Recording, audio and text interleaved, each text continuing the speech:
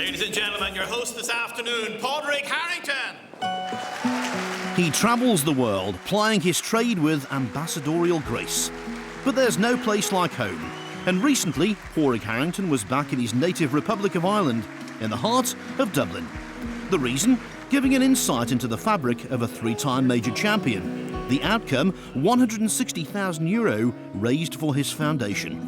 What a star. Makes me feel good about myself when I go back out on tour. Obviously on tour we earn incredible sums of money, so it's not always easy to justify that earning capacity. So doing these things for charities helps you look at yourself in the morning in the mirror. This is where I put my wig on, guys. I like talking. What is it? Chicken bacon. Toasted turkey and bacon. I'm very comfortable in speaking to whatever sort of crowd.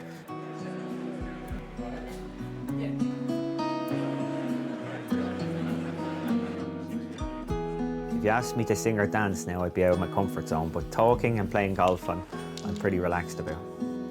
As the lights dim, Padraig enters stage left.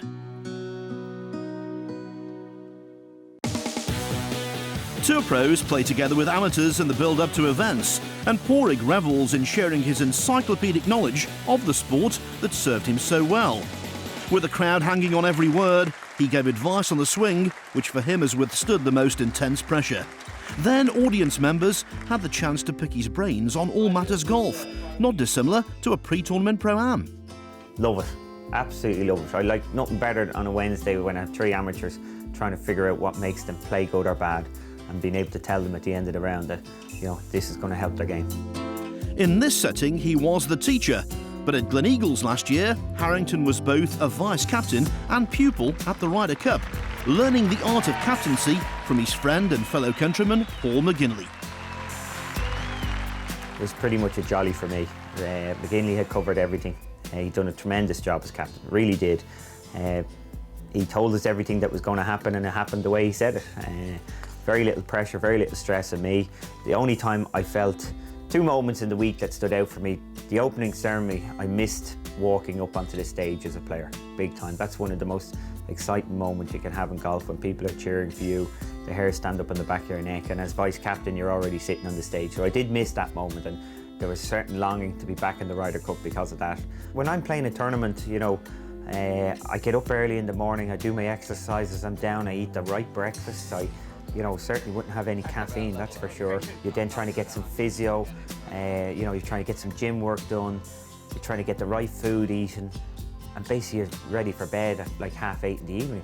Whereas when you're vice-captain, you're out of bed late, you know, you're eating the wrong food, you're having caffeine, you're lounging around, you finish up at 2:30, you have a nice long leisurely lunch. Every night I was last out of the team room, you know, at 11 o'clock at night, 11:30 at night, I'm trying to find somebody to play table tennis with.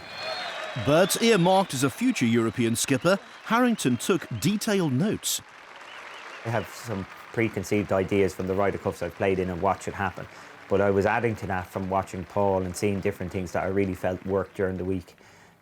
Paul has set a new standard. He's raised the bar for every Ryder Cup captain going forward. At the age of 43, Harrington retains ambitions of representing Europe as a player for the 7th time, and that dream was revitalised last month with a playoff victory in the Honda Classic on the PGA Tour. I'm very keen. I'm really optimistic about my own game. I'm very keen to get back into Ryder Cup. I'm confident. I'm confident that I'm going to do it. But I've always been an optimistic person, so that wouldn't always be listening to me. But you know, I feel good about my game. I feel strong. A lot of the problems I've had, I think I've overcome. So yeah, I want to be back in the team. And what Padraig wants, he usually gets. Forget treading the boards, he'll be striding down fairways for years to come. Everybody seems to enjoy it. Says so, yeah. Well, your second standing ovation in a row, that's not a bad. Yeah, now we're under pressure to get it. I know. Yeah.